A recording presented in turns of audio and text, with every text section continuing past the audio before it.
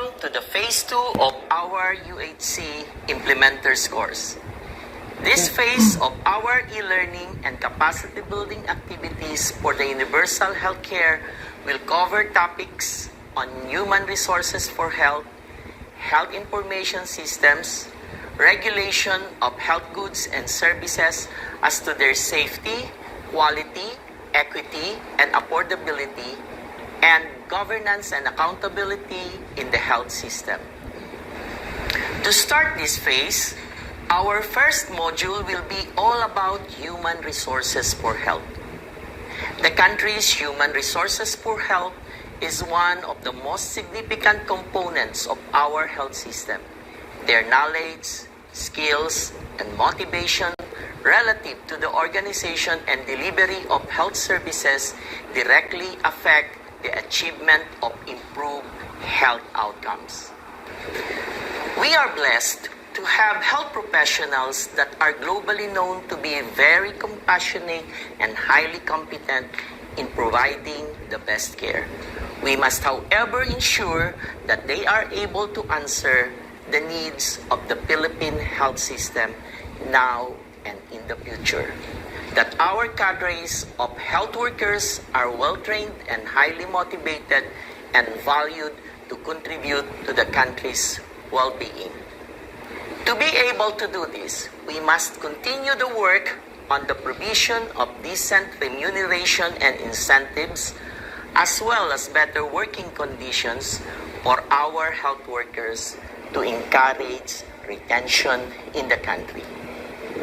The Department of Health, through its Health Human Resource Development Bureau, together with other national agencies and stakeholders such as the Commission on Higher Education, the Professional Regulation Commission, TESDA, among many others, developed several policies for our human resources for health to contribute to the attainment of universal health care. These topics will be discussed in this module. First is the development of the National Human Resources for Health Master Plan. It primarily aims to formulate the multi-sectoral goals, targets, and strategies for the improvement of HRH planning, management, and development. The Master Plan serves as our strategic roadmap to help us navigate towards our desired future for our human resources for health, regardless of sector and affiliation. In other words, the ultimate aim is for us to produce the right quantity and skills mix of health workers and professionals through our educational sector, to provide them with decent jobs in the health sector, distribute them equitably to provide competent and compassionate health care, and to eventually manage their exit from or reintegration into the country's workforce. Second is the reorientation of health education curricula and training programs to focus on primary care that caters to the needs of the Filipinos. The Commission on Higher Education, the Professional Regulation Commission, and the DOH, in coordination with duly registered medical and allied professional societies, are now mandated under the Universal Healthcare Act to reorient the curricula and education programs of the health sciences towards primary health care, with emphasis on public health and the provision of health services at the primary levels. Likewise, this will include emphasis on primary health care in the scope of licensure examinations in the health professions and the postgraduate certification processes for primary care health workers. Third, the scholarships for the health professions will be expanded to increase production and improve local retention of identified cadre of health professionals and health managers based on the framework of the National Human Resources for Health Master Plan. Subsequently, all graduates of health and allied courses who are recipients of government-funded scholarship programs must enter into a return service agreement with the Department of Health or the academic institution. These graduates will be prioritized for government employment and training opportunities and provided with standard compensation and benefits based on prevailing national rates for civil servants. Fourth is setting up of the National Health Workforce Registry. The Professional Regulation Commission and the Department of Health, in coordination with duly registered medical and allied health professional societies, shall set up a registry of medical and allied health professionals, indicating, among others, the current number of practitioners and the location of practice. This will also include other HRH-related data, such as production and migration, which is aligned with the National Health Workforce accounts. A WHO-developed system to monitor set of indicators for achieving universal healthcare, sustainable development goals, and other health objectives. Lastly is ensuring the equitable distribution of our health workforce.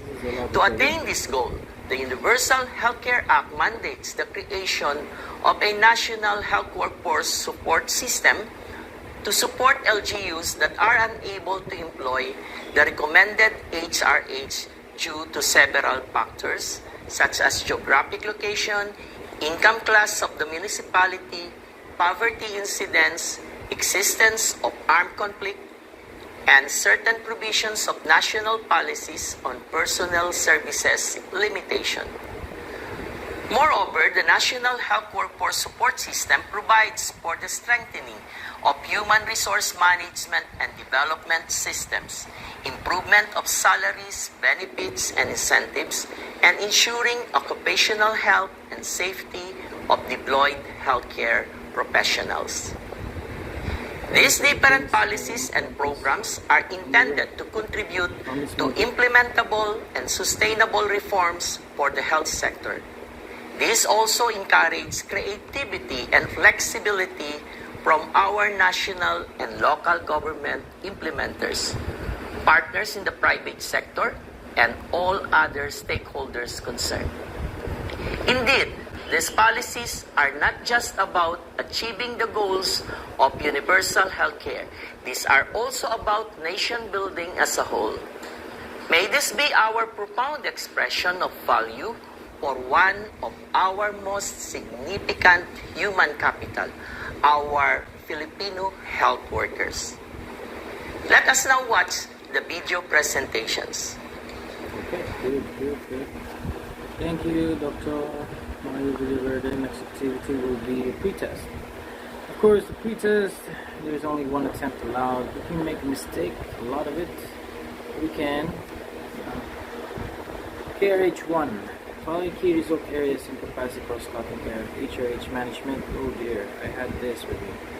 So, if it's KRA, HRH, data government, no. And development. We're going to have to go except. This is except. So we're going to go with data governance and information management because it doesn't sound the same. This one is also except true regarding HRH, supply and demand alignment with the number of health workers needed, services needed. Service institution prioritize the development of curricula, demands within the health system in terms of skill. Okay, deployment. We're going to have and not on primary health care, supposed to be on primary. Following statements are true regarding national database on HRH information system, except to collect data from all private and public, yes. Web-based information systems, supposed to be web-based, capable the provider and affiliation records? No, they can. Okay, the following national agencies are responsible to inclusion of public health and primary care is practiced in the scope of licensure. So CHED was mentioned, DOH was mentioned, PRC mentioned, all of the above. Statement 2 regarding the National Health Workforce Support System. Human Resource Management and Development System salaries. Okay. Unable to hire. They're able to hire. This is a negative statement. Follow NHWSS follows a list of criteria and prioritization. Okay. It's not supposed to be that. Social, national, human resource for health master plan. Except it's multi-sectoral, correct? Social system architecture, question mark, considers local context. Prescriptive rather than strategic. I'll go with this, except. The following statement is true regarding the deployment of HRH. Directive shall have the discretion. So it's not an accept. I'll go with this. Since the DOH wants to have control of deployment.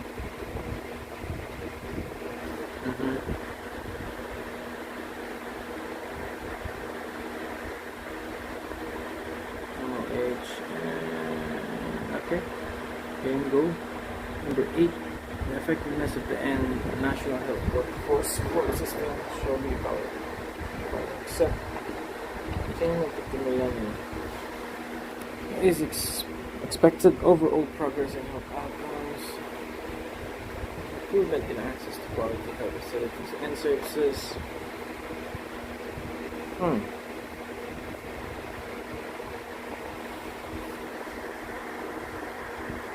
We're just choosing one. I could be mistaken. PRC amended is set up to registry, current number, and location of practice.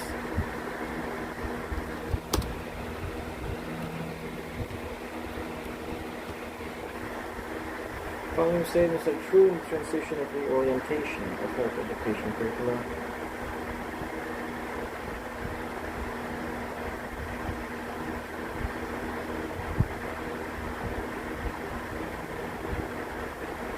I guess I'll go with all of the above the reference page. Let's just keep going. Let's just keep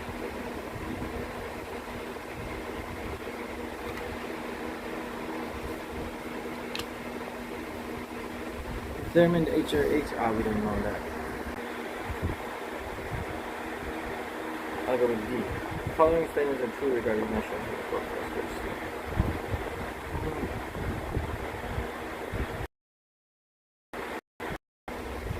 Provide an exit to the workforce.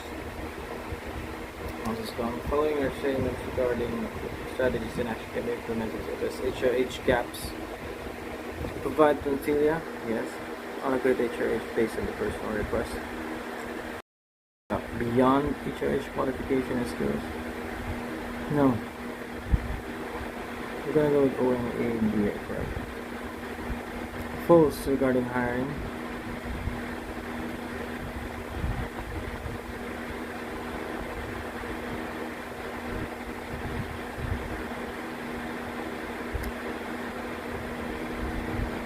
Doing this. Following on the roles for UHC and expansion scholarship programs. We're gonna go with this. No.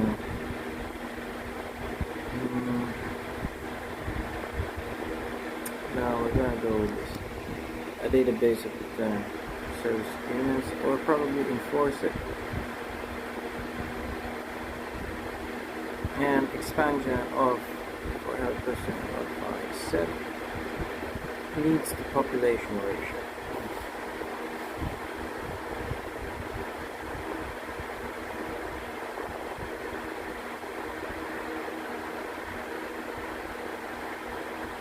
I didn't hear this one. Number of years the scholars shall render return service. 2 full years.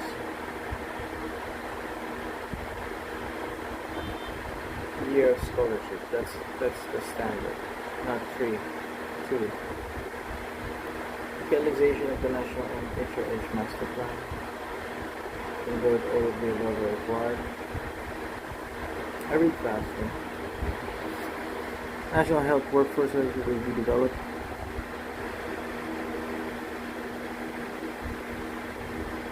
In the reformulation, the analysis of the current India highlighted the following problems. Next page. I guess this is the last one. Describe the HRH movement from the educational sector to the labor market based on the health labor market framework.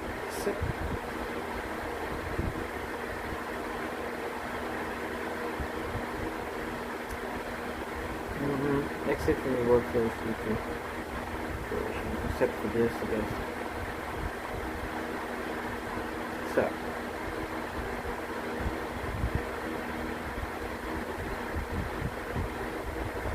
The following agencies are passed. Check.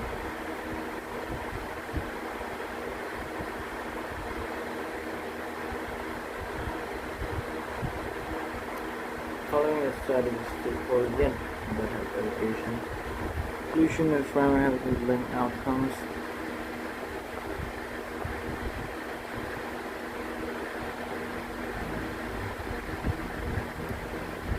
why would you exclude the in the table of specifications the licensure examinations of all health professions?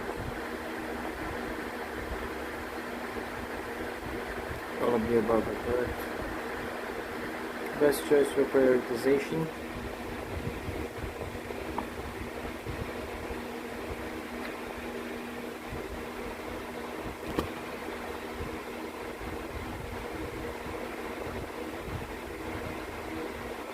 Oh.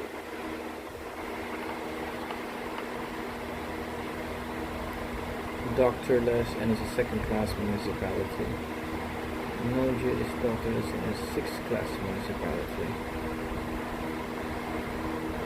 We'll go with Nojida barangays. Actually, if this is we're just gonna go with A. The strategy refers to the restore order. I didn't go as planned then. And then I go use the cab. Moving from BAM to STT. Shift hospitalist approach.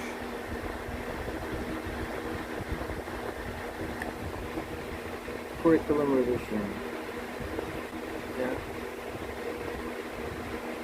Following are among the target outcomes of the National Human Resource Master Plan.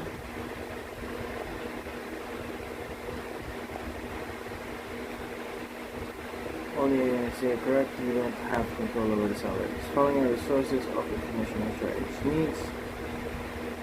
HRH master plan. And fine, let's go with O and B correct. Selection of partner higher education institutions for the scholarship is based on the following criteria. Presence of unity and integrity, presence of cultural belief, nation, and integrity. Integrity is part of it, I guess.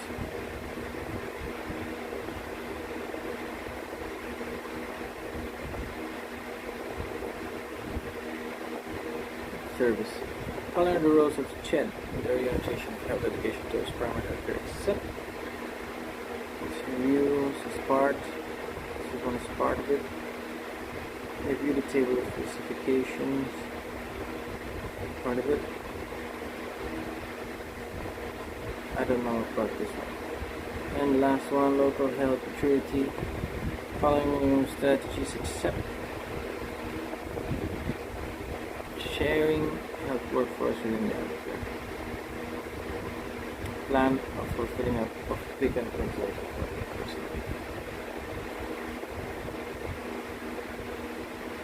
Incremental creation.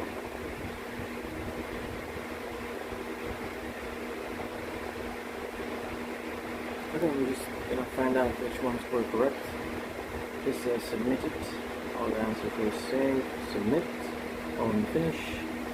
We're gonna find out, I guess it's like single digit. Ooh, plenty of wrong answers. 15 out of 30, that's sweet. 50%. So, this one is wrong. We learn from mistakes. KRA, not that one. It says except. So we're going to choose with 1, 2, 5, and 6. Following except, this one is correct. Pre-service institutions. Okay. This one is correct. NDHRIS is incapable. It's a negative. This one, all of the above are correct. Okay. This one is also correct. I'll just say unable to hire. This is a negative statement. Easy. Okay, good. This one is wrong. Should have discretion to mobilize and redeploy HRH in exigency of service. Okay. So this one is wrong. This is not accept, so that one of these is correct. We're still talking for the live streaming, yeah, baby. Effectiveness of the national health workforce. Except HRH absorption on the province citywide. Checking on that one. Nothing in there. Except for this is not included, so one of these is the right answer. Current number of practitioners and location of practice is the correct one. Following are true in the transition. All of the above are correct. Good job on that. Demand minus supply. All of the above are correct. B. Okay, that's nice. Didn't know about that. Following, only A and B are correct, provided it is C and D are not. 14. So this one is wrong, and it's just maybe this letter D is correct. Following are the rules of the DOH. Inform return service agreements is not to accept. Oh, it's accept. So they have to enforce it. Underserved and underserved, so probably per category. 2 full years? It's supposed to be 2 full years, so it's 3 years. Okay, localization, all of the above are required. And only A and B is wrong, so it's just one of these things. Only A and B are correct is wrong. All of the above are correct. And this one, exit from the workforce, is wrong. It's not accept, probably some of these. Commission on higher education is wrong, so it's probably DOH again. All of the above are correct. Thank God. LGU, very good. Because it's the 5th class municipality. Curriculum revision is wrong, probably somewhere here. Returns of the subdivisions, probably. Only A and C are correct, so probably all of the above are correct. Only A and B are correct. National Safety Registration is not good. Presence of a culture service nation building. Wow. Not practice. But this one, 429. 30 probably wrong. Okay, we're gonna go. You just need to pause that. Take note. Me, I'm just going for it. Let's listen to this guy. Trinidad.md.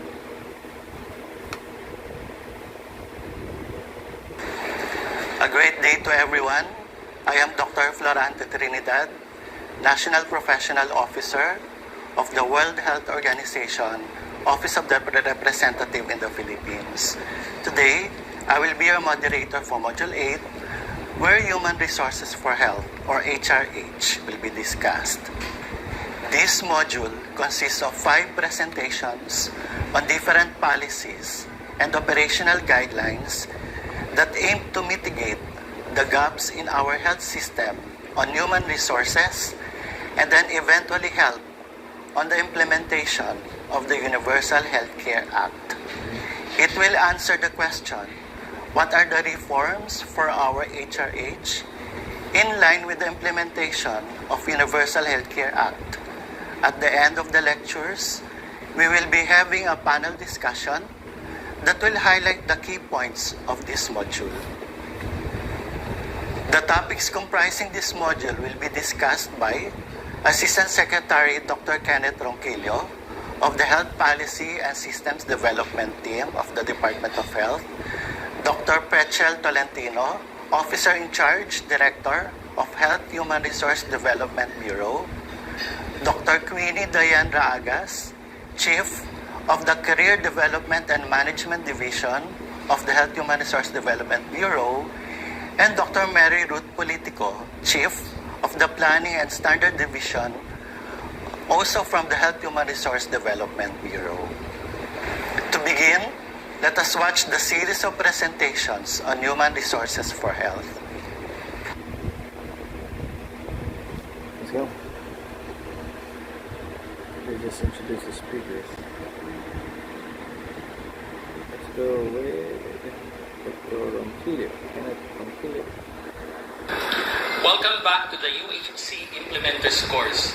Today, I will discuss the National Human Resources for Health Master Plan 2020-2040 or the NHRH-MP 2020-2040. The master plan will guide us in the management and development of the human resources for health in the Philippines according to the goals of the universal health care.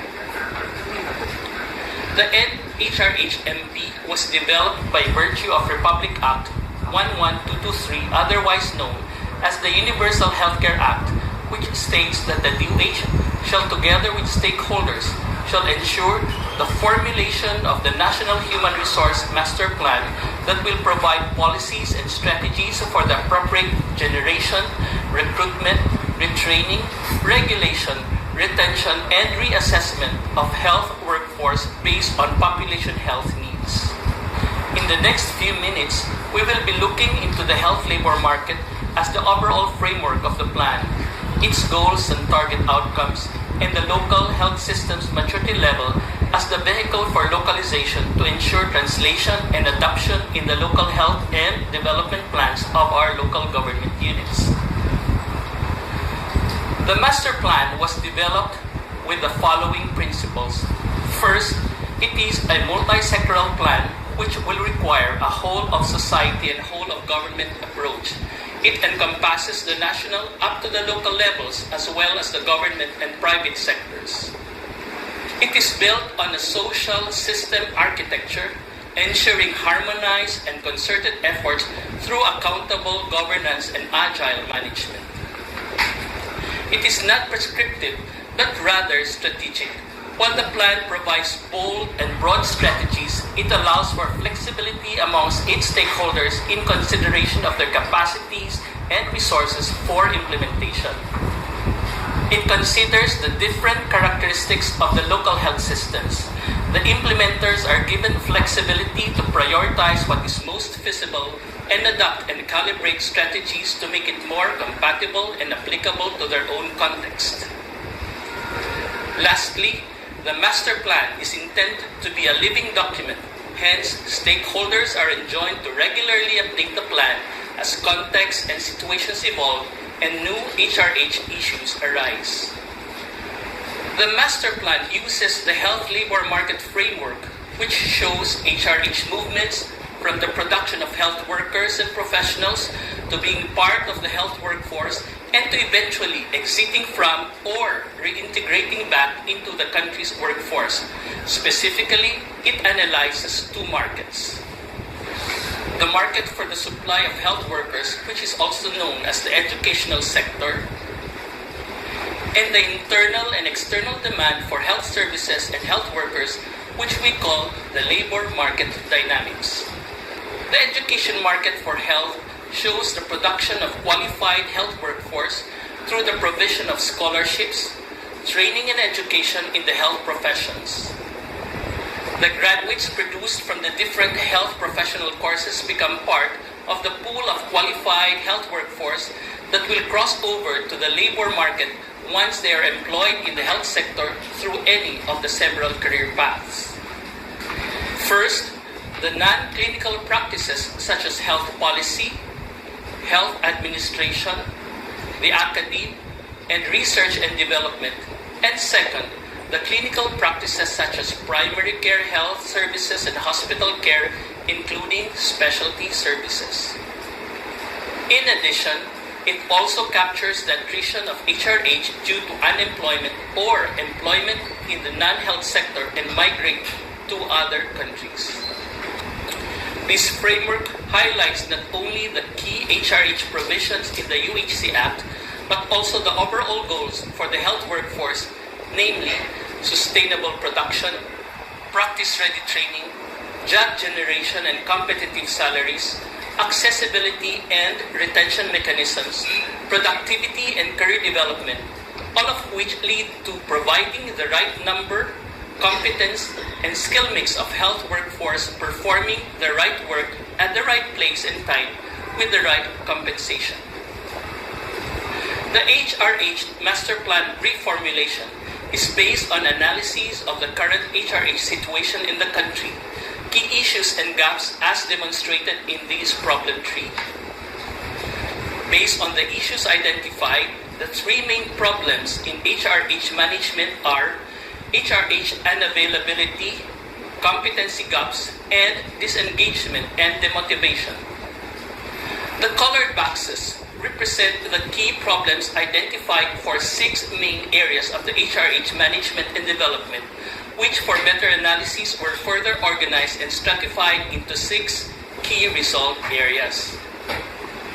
This problem tree also signifies that HRH management and development is multifarious and hence requires an integrated approach. The core of the HRH Master Plan is its 6 key result areas, or the KRAs. Each KRA sets out strategic objectives and specific strategies for the short, medium, and long term to optimize HRH capacity to support resilient and responsive health systems. These KRAs are designed to encompass the spectrum of the health labor market from entry, workforce, up to exit and re-entry, as well as the cross-cutting areas on HRH data, localization and institutionalization and governance.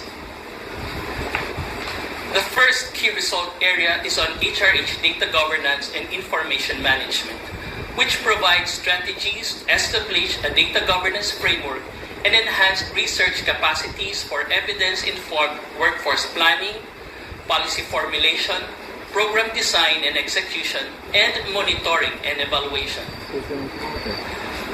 Key result area number 2 on health education strengthening and regulation aims to produce practice-ready health professionals who are responsive to local health needs and to improve the retention of such professionals in the local health sector. Key result area number 3 aims to raise HRH productivity and responsiveness by designing programs that will ensure their welfare, protection, and career development.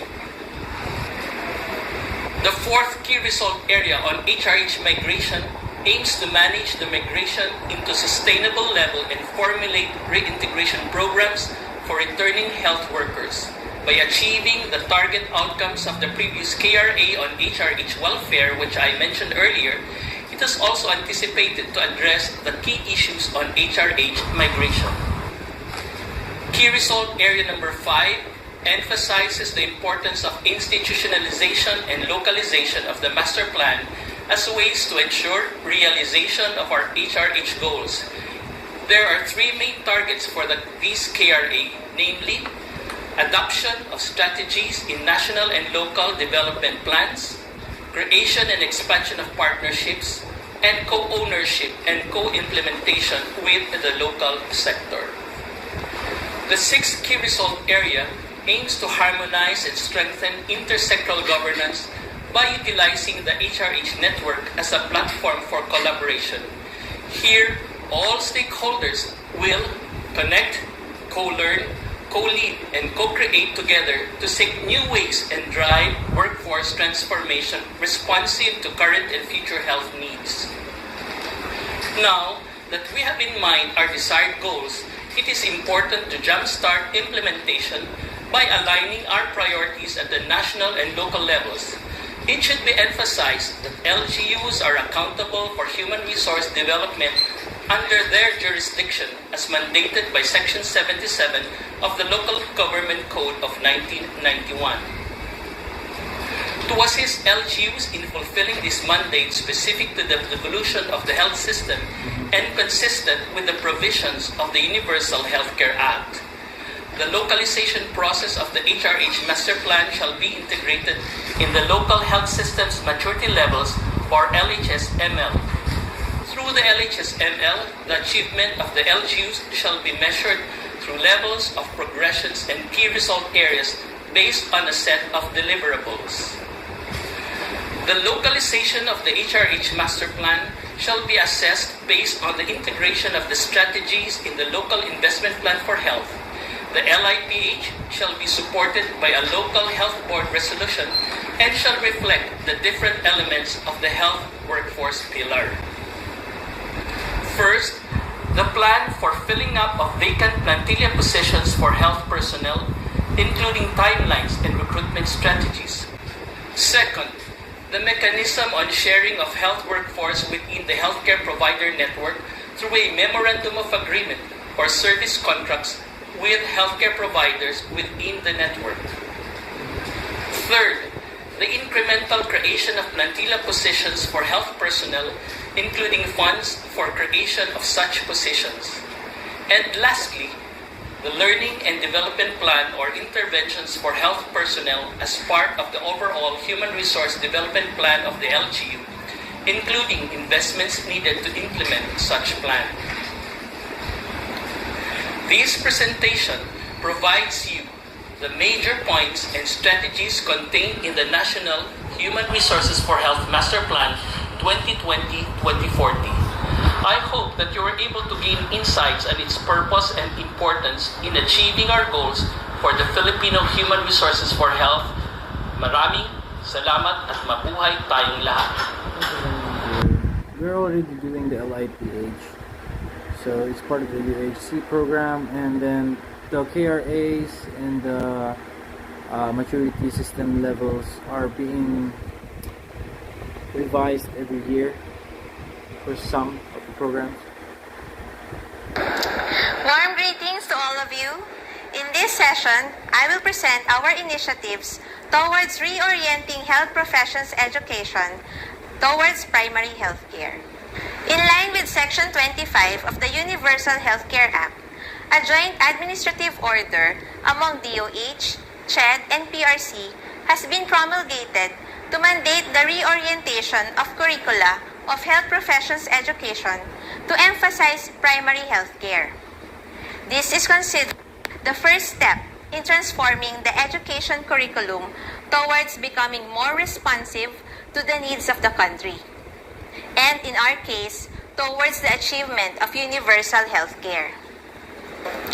This is also aligned with the provision of Republic Act 10687, otherwise known as the Philippine Qualifications Framework Act, which mandates the state to establish, maintain, and support an integrated system of education that is relevant to the needs of the people and society. By reorienting health professions education curricula, all professionals shall be primary care ready upon graduation and passing the licensure examinations, meaning they can be readily placed in all primary care facilities with little need for further training in order to deliver the primary care services needed by the Filipino people. Why is there a need to reorient to primary health care? Primary health care is the overarching approach or philosophy that will guide on how we will deliver services in a manner that is affordable, efficient, and accessible to all. It shall be the philosophy and approach of the health system in strengthening primary care as the foundation of the healthcare delivery system. This approach can be integrated in all of the health professions education programs such as medicine, nursing, midwifery, dentistry, medical technology, pharmacy, physical therapy, occupational therapy, nutrition and dietetics, optometry, radiologic technology, and speech pathology. Joint Administrative Order 2021-001 issued by DOH, PRC, and CHED aimed to, first, establish the guidelines for reorientation of the curricula and standards for health professionals or health worker education programs to primary health care. Second, to install implementation mechanisms to integrate primary health care principles into the education programs and licensure examinations of health professionals. And third, define the roles of CHED, PRC, and DOH on the reorientation of curricula and training programs to primary health care in accordance with the provisions of the Universal Health Care Act. Through this joint administrative order, all curricula and standards of health professional education and training shall be reoriented to primary health care with emphasis on public health and primary care. Moreover, CHED, PRC, and DOH shall determine recommended areas of study in public health to be incorporated in the curricula of all health professions education. Furthermore, primary health care shall be incorporated in the learning outcomes of education programs, scope of licensure examinations, and continuing professional development programs for all health professions. Health professions curricula can be reoriented towards primary health care through the following: inclusion of primary health care in learning outcomes, conduct of faculty development programs like faculty immersion in primary care facilities that will shift their approach towards prioritizing primary health care over the curative or hospitalist approach. Inclusion of primary care competencies in the student internship programs. Inclusion of universal healthcare and primary healthcare in student orientations, including conduct of summer immersion programs in primary care facilities. Inclusion of primary care areas of study in the table of specifications of the licensure examinations of all health professions. And return service obligations for government scholars which shall be served in priority primary care facilities. This slide shows you the recommended areas of study for primary health care, both for population-based and individual-based services that can be incorporated in any of the health professions program. These shall be advocated by CHED and can serve as basis for the development of health professions education curricula and licensure examination questions. Academic year 2021 to 2022 will be the start of the transition for the gradual reorientation of the curricula through conduct of review of learning outcomes and alignment or addition of the subjects relating to primary care. Internship programs for incoming interns for the academic year 2022 onwards will include primary care competencies. By 2025 to 2026, the first batch of students under the reoriented curriculum will be graduating with primary health care being integrated in their respective licensure examinations. Graduates and licensure passers of the reoriented curriculum are considered primary care ready, which means that they do not need to undergo the primary care worker assessment and certification, and they can be employed or deployed in any primary care facility.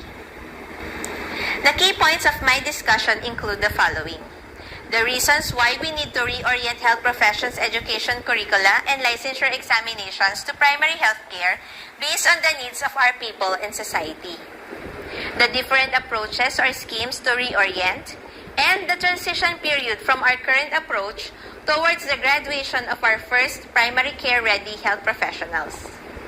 I hope this provides you some insights on the reorientation of health professions education curricula and licensure examinations toward primary health care. Isang malusog na... Bye-bye. Ito, picture. A pleasant day to all. My presentation will discuss the background and rationale for the creation of a joint administrative order among Commission of Higher Education, Technical Education and Skills Development Authority, Professional Regulation Commission, Department of Science and Technology, and the Department of Health, with a specific focus on the need for expansion of the scholarship programs for health and allied health professions, and the corresponding return service agreements required from our scholars.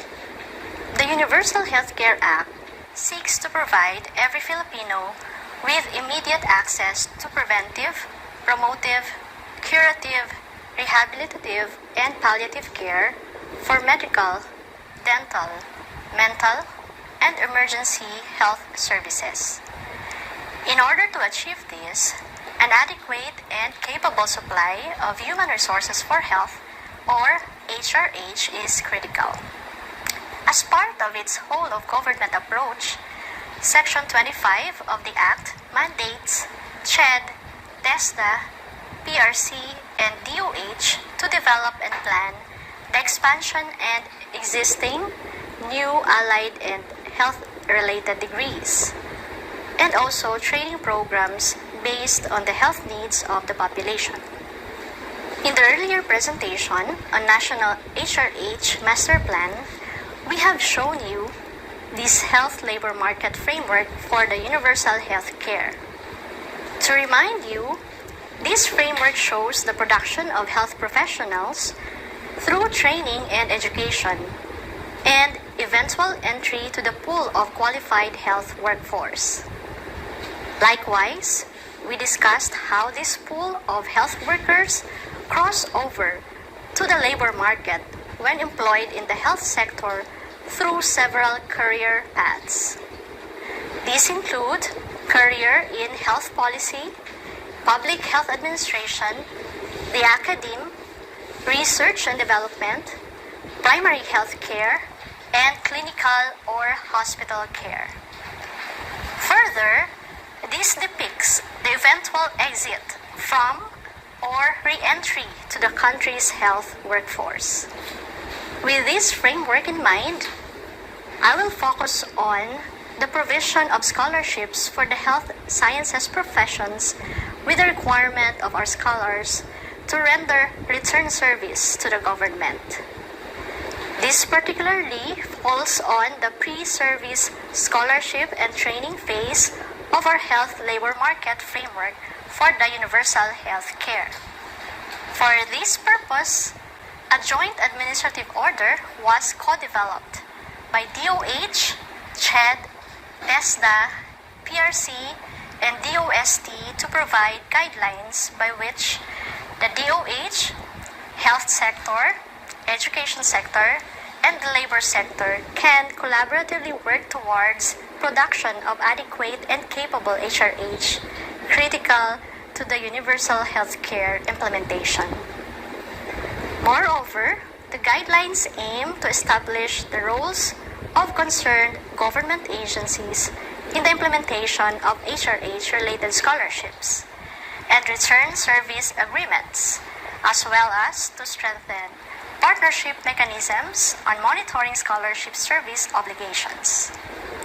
The issuance covers a wide scope of programs. Specifically, it applies to, first, health professions, education programs under CHED and regulated by PRC, such as medicine, nursing, midwifery, dentistry, medical technology, pharmacy, and other allied health professional courses. Second, health-related technical vocational education and training programs under TESDA and co-developed by the DOH. And third, health-related scholarships and training grants for health policy and systems research under the DOST. The Joint Administrative Order stipulates that the expansion of scholarship programs for health professionals and health workers shall be prioritized based on data and assessment of needs, such as number of HRH to population ratio, HRH needs per geographical location, especially the underserved and unserved areas, and HRH needs per cadre or category. Through this policy instrument, we want to align HRH supply with that of the needs and demands around universal health care. All government-funded scholarships and training grants for health shall be integrated and refocused towards the delivery of quality primary care services for all Filipinos. This is in line with the overall goal of the universal health care to reorient the curative-focused and hospital-centric Philippine health system towards one that puts premium on the preventive and promotive side of care. All recipients of government-funded scholarships for Health shall enter into a Return Service Agreement or the RSA, wherein the service obligations shall prioritize government service and deployment in primary care facilities in line with the thrust towards primary health care. The provision of all government-funded scholarships and training grants shall be in accordance with the existing government rules and regulations and other policies governing the use of public funds for capacity building. This administrative order shall build on and upon existing policies that promote and sustain HRH production. And lastly, all return service obligations shall be rendered to government facilities or institutions for a minimum of 3 years. The administrative order also lays down guidelines on assessment of health needs, integrated government scholarships for health professions education, and health-related technical vocational education, as well as return service agreement and scholarships for health policy and systems research. The Universal Healthcare Act puts much emphasis on the generation and use of evidence and sound data in health policy development and decision-making. This principle of objectivity shall likewise be applied in how the scholarship and training programs will be prioritized. In particular, orientation of scholarships shall primarily consider data of HRH needs per population and the special needs per geographical area and the HRH market supply and demand studies.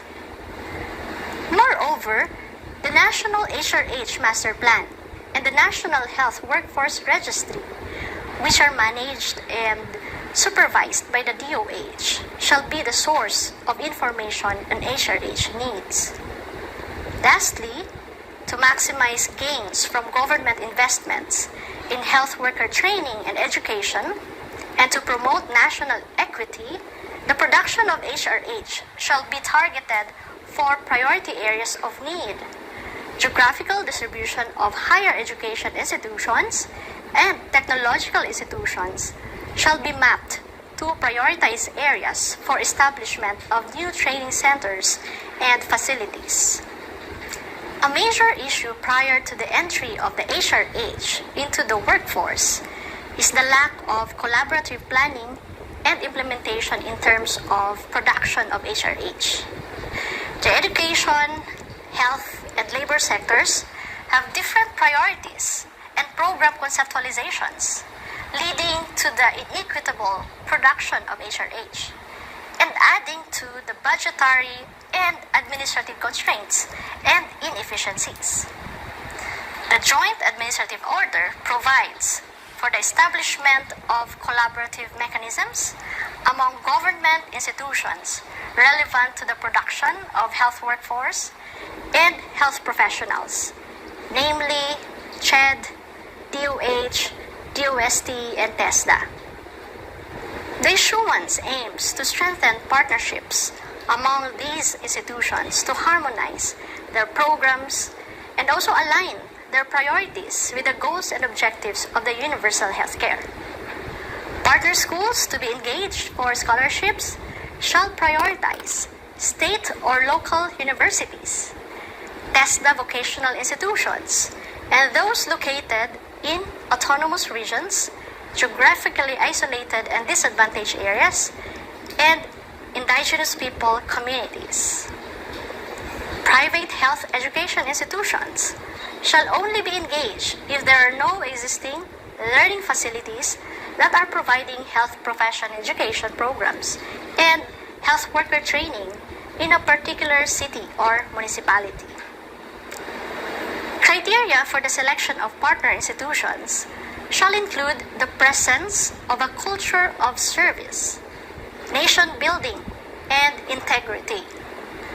For the return service agreements, the Joint Administrative Order provides that beneficiaries of scholarships shall serve a minimum period of 3 full years. Within 1 year upon graduation, acquiring the necessary license to practice.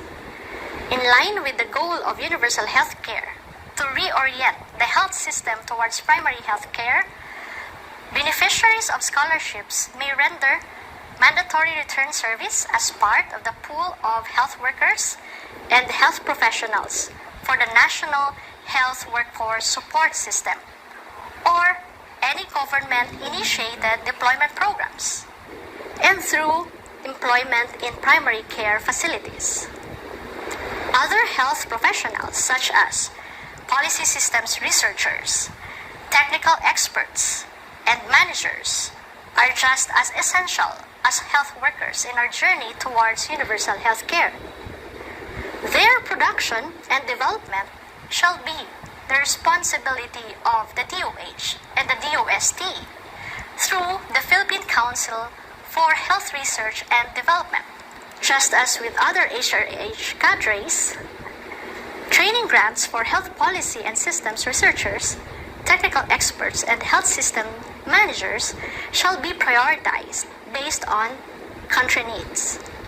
The postgraduate scholarship of the DOH shall prioritize courses for health policy and systems research, health-related technical expertise, and health systems and management. Recipients of training grants for the DOST, PCHRD, and postgraduate scholars of the DOH shall serve with return service obligation in the DOH, PhilHealth, and other related or relevant government agencies. The corresponding return service agreements of these scholars shall be under the supervision of the DOH. Now, I will discuss the roles and functions of the CHED, UNIFAST, TESDA, DOST, PRC, and DOH in the monitoring of the scholarship program and return service agreement as mentioned in the Joint Administrative Order. For Unified Student Financial Assistance System, or UNIFAST, for the tertiary education, they shall track all government-funded scholars until graduation for all health and allied health professions. TESDA, DOST, and CHED shall maintain a database for all scholars, while PRC shall monitor the performance of the scholar in the licensure examinations and monitor where they are practicing their professions. Likewise, the DOH shall employ the National Health Workforce Registry and maintain a database for return service agreement monitoring in coordination with other government services such as Civil Service Commission, Department of Labor and Employment, National Bureau of Investigation, and Bureau of Immigration. On the development of plans and joint policies, all the agencies, namely CHED, TESDA, PRC, DOST, and DOH, will undertake the expansion of current and future health-related degree and training programs in areas of need, especially the GDAS and implementation of scholarship programs and monitoring of the return service agreements. In addition, CHED, TESDA, DOST, and DOH will undertake the integration of scholarship programs to improve production of health professionals and health workers, sourcing of funds for scholarship and training grants, identification of appropriate learning institutions or partners, and monitoring and evaluation of the implementation of outcomes of the scholarship programs. Next, on the establishment of the medical and health science schools and technical vocational education and training centers in areas of need.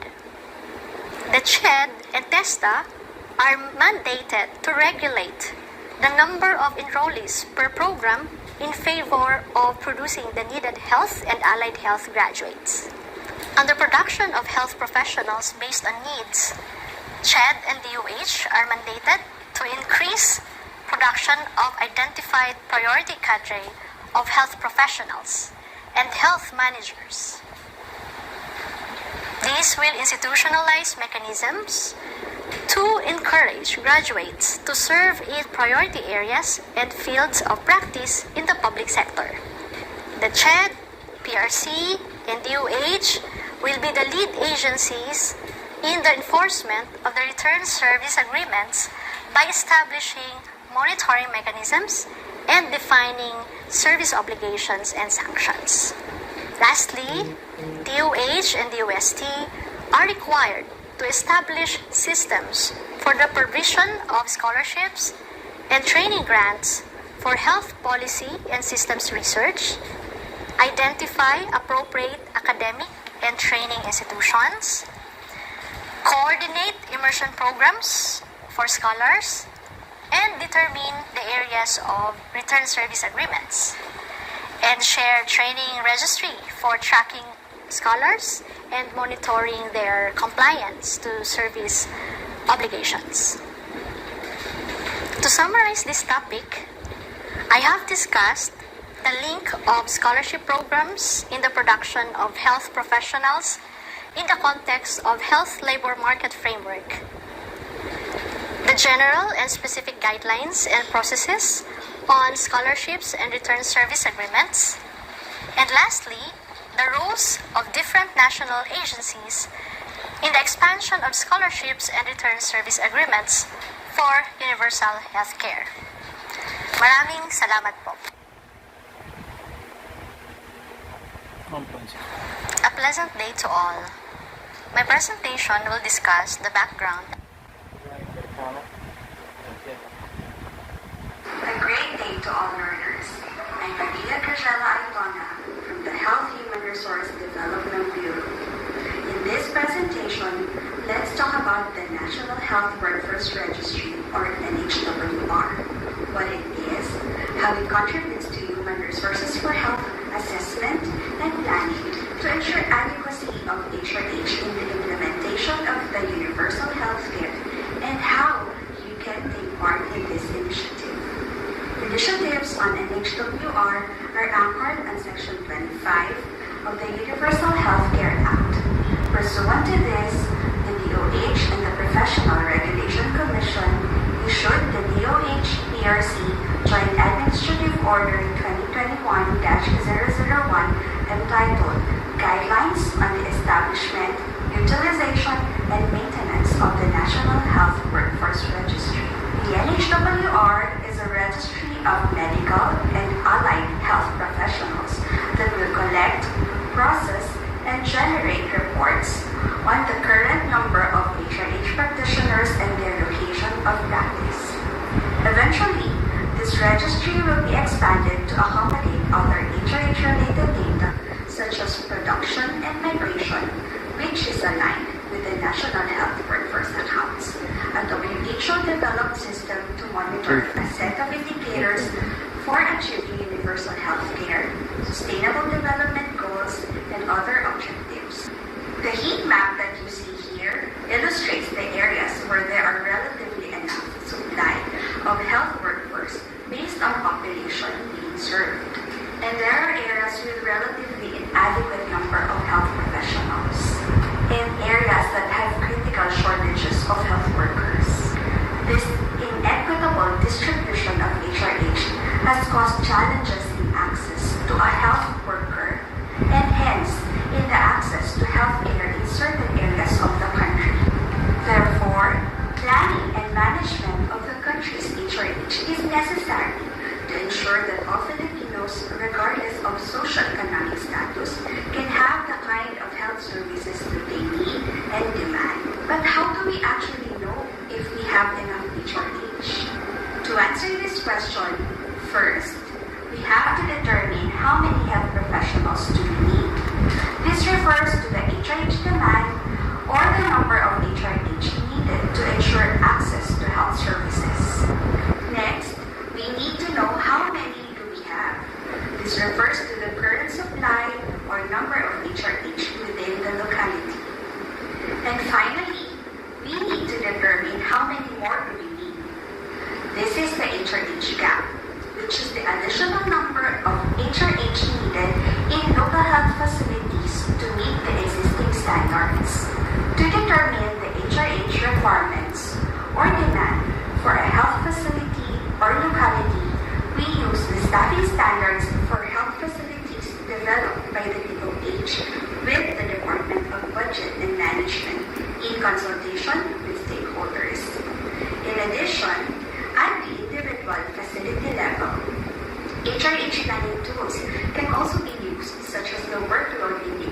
of staffing leave or visit, developed by the WHO to determine HRH needs based on the workload of the facility. To know more about WISN, you may enroll and access the WISN for Planning, an Introduction to WISN e-learning module uploaded in the UH Academy e-learning platform. Determining the supply of HRH within a facility is relatively an easy one, as we can already account for the HRH employed under its management. However, gathering data on HRH supply for the entire healthcare provider network consisting of numerous healthcare facilities can be tedious. Thus, as mandated under the Universal Healthcare Act, the DOH in coordination with PRC is setting up the National Health Workforce Registry to have a central repository of HRH data in the country. This registry aims to provide an accurate picture of the HRH situation in the local and national levels to guide planning and develop evidence-based policies and programs for HRH. It is therefore crucial that all our healthcare provider networks and health facilities encourage their health professionals to register and update their information regularly. Use the NHWR to assess their HRH supply and contribute to the attainment of an accurate and up-to-date HRH picture in the country. At this point, let's take a deep dive into the discussions on the National Health Workforce Registry. The NHWR aims to capture HRH data on the whole health labor market spectrum, from entry and production to HRH participation in the workforce, and finally, HRH exit from and re-entry into the workforce. It will be developed in phases. The first phase of the NHWR, reflected here as NHWR1, will concentrate on collecting data on health professionals who are currently employed in the country, both within and outside the health sector. Succeeding phases, such as phase 2 and 3, will be developed further as we build our information system capacity. The NHWR will gather data of all PRC-registered medical and allied health professionals through an embedded registration platform in the registry. The registry will also be designed to get HRH data from relevant national government agencies, non-government organizations, public and private organizations, institutions, and facilities. These HRH data collected for the NHWR will be processed, validated, triangulated, and analyzed to be translated into reports which will be used to make informed decisions and policies by the government as well as the general public. HRH data for the NHWR may also be collected through other systems, such as those used for certification, registration, and HR processes. Or for local health systems and health facilities, HRH data shall be collected through the National Database on Human Resources for Health Information System. The National Database of Selected Human Resources for Health Information System, or NDHRHIS, is a web-based information system developed to collect, store, summarize, and generate data on the demographic and geographic distribution of selected health providers in the Philippine health facilities for planning and research purposes.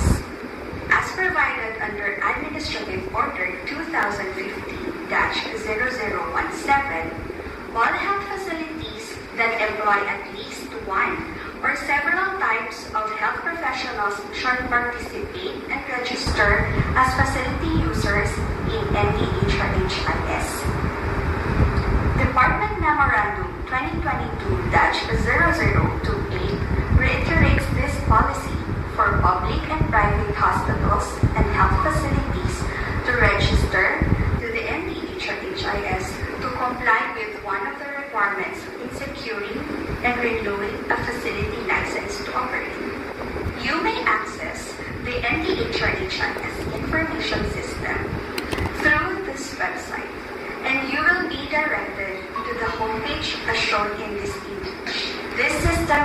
capable of: first, creating healthcare provider and affiliation records; second, updating health provider and affiliation data; third, generating statistical reports; and lastly, publishing statistical data, all in conformance with the Data Privacy Act of 2012. Registration to the NPHRHIS contributes to the building of HRH statistical reports, such as reports on distribution of HRH disaggregated according to demographic category, geographical category, or place of practice and employment characteristics.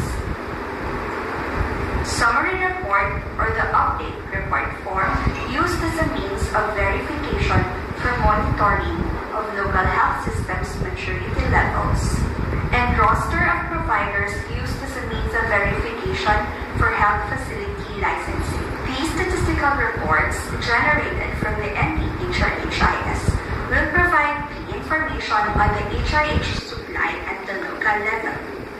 These will be analyzed against the data on HRH demand to determine if the locality has enough HRH or if there are still gaps, and to guide local health workforce planning. This concludes my presentation on the National Health Workforce Registry. I hope you were able to gain new insights. Post test. I was born. Not yet. A lovely day to everyone. It is my pleasure to present to you the last topic for this module, which is one of the major reforms provided in the Universal Healthcare Act.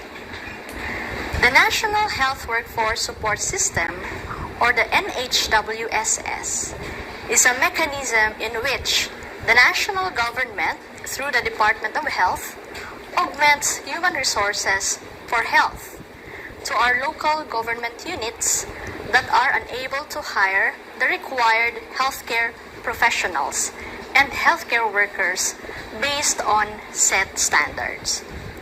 Under the Section 24 of the Universal Healthcare Act, the National Health Workforce Support System shall be created to support local public health systems in addressing their human resource needs, provided that deployment to geographically isolated disadvantaged areas, or GDAS, shall be prioritized.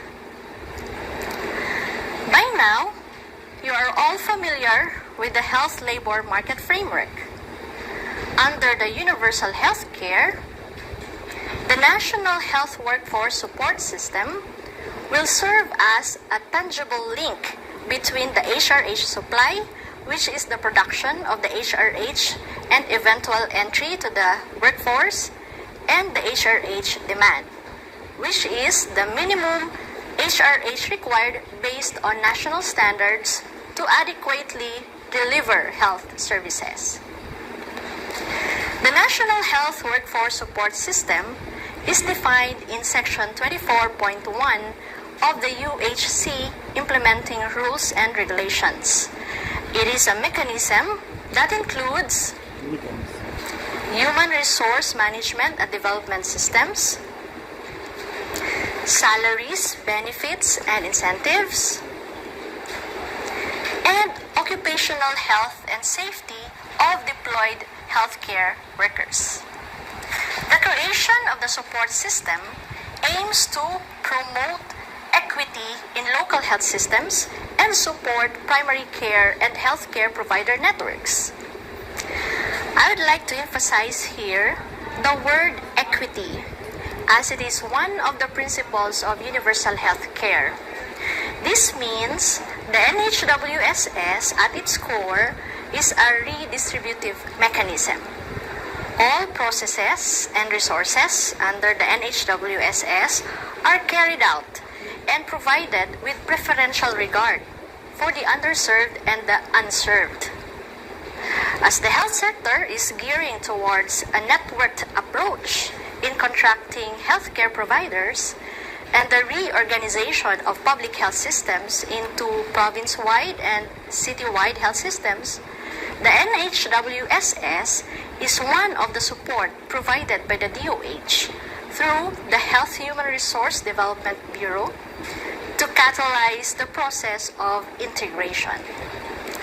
Under the NHWSS, the DOH shall secure positions to hire health professionals and health workers for deployment to augment the health workforce needs of local public health systems. Annually, the DOH secures the appropriate budget to fund the implementation of the NHWSS. This begins with the process of planning a year preceding the implementation of the program. The budget prepared by the DOH will undergo the scrutiny and evaluation of national level bodies through budget hearings. It is prior to its approval and the eventual finalization of the General Appropriations Act, or the GAA. The NHWSS is funded through the HRH deployment line item. The implementation of the approved budget starts with the release of funds to the DOH. Starting 2021, the process for recruitment, selection, and processing of appointments of all HRH under the NHWSS was decentralized to the Centers for Health Development and the Ministry of Health, Bangsamoro Autonomous Region of Muslim Mindanao. To enable this, the DOH issues a department order on the sub-allotment and transfer of funds to the regional offices and BARM. Accepted HRH under the NHWSS will be primarily deployed in primary care facilities, except graduates of DOH residency training, which will be deployed in priority government level 1 and 2 hospitals. In this slide, the deployed cadres under the composite programs and projects of the NHWSS and their respective compensation rates were enumerated. The salaries and benefits of deployed HRH follow the prevailing national rates as stated in the law.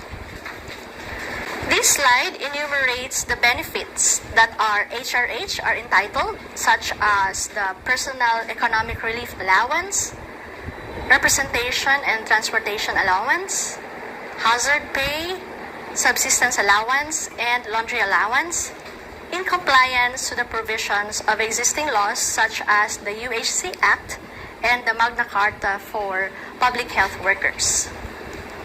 These benefits are not just a strategy to induce the movement of labor to areas of great need, but also meant to promote productivity, health worker satisfaction, and security and welfare. Under the NHWSS, graduates of medical and allied health professions who are recipients of government-funded scholarships and graduates of the DOH residency training programs will be prioritized in the recruitment and selection to the allocated positions. The DOH, through the HHRDB, implements medical and midwifery scholarship programs. The recruitment of scholars under these programs prioritizes members of minority sectors and residents of GDAS, or high poverty areas. Grantees of the pre-service scholarship program of the DOH must render 2 years of return service for every year of scholarship. For the medical scholars, their return service shall initially be rendered to the government through the Doctors to the Barrios program, which runs for at least 3 years. As I have mentioned, there would be preferential recruitment among recipients of government-funded scholarship. Other than the scholars, eligible walk-in participants or applicants who are willing to be deployed in DOH identified priority areas are also considered in the recruitment pool. The HHRDB, CHDs, and MOH BARM must conduct pre-deployment activities to properly orient hired HRH on their rights and obligations under the contractual service, the nature of the work, including potential risk in the areas or field, and mechanisms of support to the HRH, among others. The hired HRH will be deployed in priority areas. Anchoring on the UHC principle of equity, the NHWSS prioritizes GDAS, indigenous cultural communities, and other priority areas of poverty reduction and peace-building efforts. Public primary care facilities will be the priority assignment of deployed HR. And Level 1 and 2 government hospitals for graduates of residency training from DOH, teaching and training hospitals, and specialty hospitals. Learning and development interventions and other opportunities for continuing professional development will be provided for the deployed HRH to enhance their competencies in primary care, local health systems development, and other relevant skills, and to enable them to avail career growth opportunities. All throughout, there will be a continuous monitoring and evaluation to ensure that deployed HRH are provided proper support by the recipient health facilities and local governments in terms of safety and security, provision of logistics and learning opportunities, other interventions that aim to promote their retention in the area after a period of deployment. Of course, HRH performance will also be monitored and evaluated and will be the basis for rehiring. In the interim, while LGUs are unable to hire the required healthcare professionals and healthcare workers based on standards, they shall be eligible to receive deployment augmentation from the NHWSS. The determination of priority areas for deployment is based on the set of criteria stipulated in the administrative order. By order of priority, these are based on: first, difficulty in access to health service due to geographic location and socioeconomic classification of the area. Second, critical gaps in current HRH vis-a-vis approved staffing standards for hospitals and recommended HRH staffing for municipal health offices or rural health units or barangay health stations. Third, unmet needs for specialized care or services as mandated by law and as part of the Philippine Hospital Development Plan. Lastly, persistent failure of hospital or health facility to acquire licensing or accreditation due to lack of needed HRH. In case of a state of public health emergency throughout the Philippines, the Secretary of Health may direct mobilization of deployed HRH in critical areas of need. Also, the DOH shall have the discretion to mobilize and redeploy HRH under the NHWSS in exigency of service to be part of the HRH augmentation for health emergency response or health response as a result of man-made disaster or during public health emergencies. Under the NHWSS, augmentation of HRH for public health emergency response will be through temporary redeployment of HRH from primary care facilities or government hospitals to public or private facilities, and through hiring of additional HRH for temporary deployment. Redeployment and hiring of HRH under the NHWSS are still subject to conditions such as: first, there is a critical gap in the number of local HRH in the specific area of need to respond to sudden or overwhelming health needs. Second, if there is an urgent need for additional HRH in specific hospitals, facilities, or areas. And third, the number of HRH required to be hired for emergency response exceeds the financial or administrative capacity of the concerned health facility or province-wide or city-wide health system. Furthermore, the redistribution of the HRH should not result in undue disruption of essential services, both individual-based and population-based, especially in GDAS. The CHDs or MOH BARM should also ensure the security and safety of HRH to be redeployed, including provision of adequate logistics and supplies. Prior to the deployment, the DOH through the CHDs and the MOH BARM shall ensure that safety and security measures and mechanisms are set up. The development of safety and security protocols is a contractual obligation of all facilities and LGUs that shall receive HRH augmentation from the NHWSS. A reasonable and hazard-free working environment shall be provided, and occupational safety awareness sessions must be conducted. Also, Safety and Health Committee or Special Investigation Committee must be created. Further, the safety and security protocol shall be established and implemented within the province-wide and city-wide systems, and any HRH safety issues and action that must be reported to their respective CHDs or MOH BARM.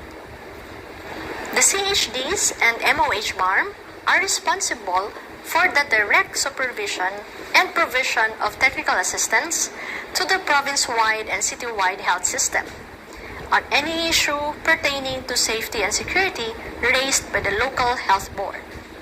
Moreover, they are responsible for regularly evaluating the effectiveness of the safety protocol of the province-wide and city-wide health systems. That is to ensure that they are responsive to the context of the areas of deployment and to provide feedback to make modifications as necessary. Due to the nature of their work and context of the areas to which HRH are deployed, circumstances that threaten their safety do occur. Should there be any indication of threat to life, whether verified or not, deployed HRH should be immediately pulled out within 24 hours. The CHDs and MOH BARM or PIDOHOS must conduct an investigation thereafter. The pulled out HRH shall report to the PIDOHO or IPHO or CHD or their nearest DOH regional hospital in case of HRH deployed to hospitals until such time that the threats and risks are cleared. Transfer of assignments for deployed HRH is warranted where there is indication of threat to life and safety, and these include but not limited to natural disasters, industrial and transport accidents, civilian threats, insurgencies, or harassment. Transfer may also be justified when there is any nature of political instability or breach of memorandum of agreement by either party. Through the deployment of HRH in unserved and underserved, the NHWSS aims to contribute in the overall improvement of health outcomes in the country. The prioritization of areas is a strategy meant to maximize program gains, as the health situation in these localities is generally characterized by higher morbidity and mortality rates resulting from poor access to quality health services. Ultimately, the effectiveness of the NHWSS shall be evaluated in terms of progress in health outcomes, attainment of universal health coverage, and sustainable development goals, as well as improvement of access in quality health facilities and services, and the HRH absorption under the province-wide and city-wide health systems. This is the implementing structure of the deployment of HRH under the NHWSS. Each of the stakeholders indicated in this slide has specific functions to perform within the NHWSS. For the DOH Central Office, the HHRDB shall be mainly responsible for securing positions to hire health professionals and health workers for deployment, formulating policies and guidelines relevant to the implementation and evaluation of deployment of the HRH, program management by maintaining a database for all deployed HRH, supervising CHDs and MOH BARM in the management of deployment of the HRH, and allocating funds to the CHDs and MOH BARM for the implementation of deployment of the HRH and monitoring their budget utilization. Also, promoting alignment of assistance, whether it's technical or financial, to support strategies for the welfare and development, and also retention of deployed HRH, and the evaluation of the effectiveness of the deployment of the HRH in supporting goals of the UHC is the sole responsibility of the DOH HHRDB. For the CHDs and MOH BARM, they shall be responsible for program management also by providing an updated and validated list of priority areas to HHRDB and conducting recruitment and other health human resource actions. Also, implementation through conduct of orientation and social preparation for recipient LGUs or hospitals, as well as pre-deployment orientation for the HRH, and advocating and assisting province-wide and city-wide health systems in planning for the implementation of retention strategies to deployed HRH. Coordination by resolving and documenting issues or concerns that may arise in the course of implementation of the deployment of HRH, provision of technical assistance to LGUs for implementation of the deployment of the HRH, and assessing the performance of the NHWSS and the LGU's health workforce complement within the region, and providing feedback to the HHRDB on implementation issues and recommendations. The Provincial Health Board or City Health Board, recipient local government units and hospitals under the province-wide health system and the city-wide health system shall determine the HRH needs and priority areas for deployment through planning, provide administrative and technical supervision over the HRH, support activities initiated by the HRH and policies aligned with UHC, and provide appropriate financial and logistic support, establish and implement a safety protocol for HRH, implement incremental creation of positions to hire the required HRH based on the standards, and endeavor absorption of deployed HRH, and monitor and provide feedback on the performance of all deployed HRH. Lastly, for the HRH deployed under the NHWSS, they are expected to perform service delivery and health system strengthening, as well as management functions.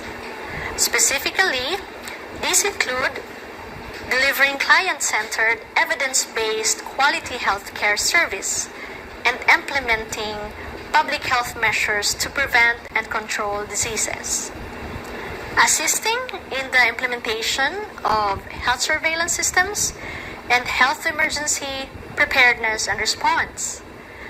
Participating in health emergency response as directed by the DOH and engaging the LGU in the implementation of the UHC Act. All deployed HRH must register in the National Health Workforce Registry or the NHWR. While deployed, they shall also attend learning and development interventions and other capacity building activities that will be provided based on assessed needs. While the deployment under the NHWSS will be implemented by the Department of Health, the LGUs and the province-wide or city-wide health systems have major contribution in achieving adequate Major contributions also with the panel discussions. Probably Chad and PRC here. It's scripted panel discussions. Because they actually have slides. Thank you to our presenters for the extensive presentations. There is For our panel discussion, we will concentrate on the crucial points of the topics taken up in the presentations. Here with us are our invited panel reactors. Dr. Anthony Cordero is the head of the Return Service Obligation from the University of the Philippines, Manila, College of Medicine. Dr. Regine Karatikit, a former doctor to the barrio, is currently the Municipal Health Officer of the Municipality of Dinapigue in the province of Isabela. And Dr. Prechel Tolentino, the Officer in Charge Director of the Health Human Resource Development Bureau, who is also one of our lecturers. As I have mentioned, through the presentation discussion, we should be able to answer the question, what are the reforms for our human resources for health in line with the implementation of the Universal Healthcare Act? To kick off this discussion, as we have now developed and issued the National Human Resources for Health Master Plan as mandated by the UHC Act, Director Tolentino, how can this plan be useful at the local government units? Okay, the National HRH Master Plan is not a prescriptive plan. It is designed to be adopted by any local situation. It sets a direction in order to make HRH planning more evidence-based, meaning based on needs, the capacity building of HRH to be more targeted, meaning competency-based, and the HRH strategies to be more aligned to the national thrust towards universal healthcare. This plan is also aligned with the Philippine Health Development Plan. So, in a way, this dynamic template is meant to be applied in consideration of the local situation of any LGUs. Dr. Karatikit, what is your perspective on the adoption of a localized Human Resources for Health Master Plan as a municipal health officer? Will this be appropriate at the municipal level, or do you think this is better integrated as part of the broader province-wide, city-wide health systems? As municipal health officer and as health worker in the grassroots level, adoption of localized HRH master plan would be very beneficial because it will address the inadequate number of health workers in the health sector, the inequitable distribution of HRH, the lack of accurate HRH information to guide planning and policy, the limited collaboration among stakeholders with multiple roles in the HRH sector, the fragmented HRH governance and unclear accountabilities, and the lack and poor implementation of policies. As to implementation, since every LGU is unique, it would be better if this will be implemented in the municipal level as long as there are guidelines and standards. For example, it is part of the SGLG evaluation and LGU health scorecard. Following the mandate of the UHC, Dr. Cordero, how can we strengthen the different health professional education or courses such as medicine, nursing, midwifery, dentistry, and others to focus on primary health care and eventually strengthen the primary level of care? All the relevant stakeholders, the health sciences schools, PRC, and accrediting bodies must be on board in terms of the recognition that there is an urgent need to reorient health sciences education. We can always start with researches to determine the extent that primary health care, public health, and primary care are taught and learned in the health sciences schools, and we can then work from there. Schools must mainstream primary health care, public health, and primary care, and not be regarded as special add-ons.